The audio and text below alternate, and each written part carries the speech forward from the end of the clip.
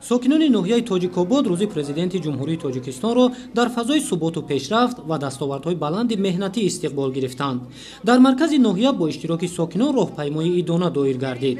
Ҳамагон бо шиёру овеза ки бозгӯи хизматҳои шоистаи президенти ҷумҳурии Тоҷикистон муҳтарам Эмомалӣ Раҳмон барои барқарор кардани сулҳу суботи комил ва таъмини зиндагии шоиста барои ҳамагон буд, дар чорабинӣ иштирок намуданд.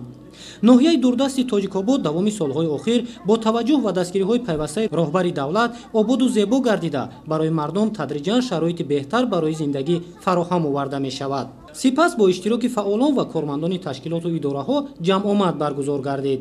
ҳозирин изҳор доштанд ки бо талошу заҳматҳо ва иродаи қавии президенти ҷумҳурии Тоҷикистон муҳтарам Эмомалӣ Раҳмон, ҷумҳурии Тоҷикистон дар арсаи байналмилалӣ ба сифати кишвари соҳибистиқлолу демократӣ шинохта шуда, имрӯз халқи тоҷик дар фазои орому осудаи мамлакат зиндагӣ мекунанд. айни замон ҷиҳати беҳтар намудани сатҳи зиндагии мардум дар ноҳияи Тоҷикобод татбиқи лоиҳаҳои гуногун идома дорад. ҳамзамон бо маблағгузории ҳукумати ҷумҳурии Тоҷикистон ва соҳибкорон бунёди иншооти таъйиноташ гуногун ҷараён дорад, ки оянда сокинони ноҳияи Тоҷикобод аз зиндагӣ боз ҳам беҳтар баҳравар мешаванд.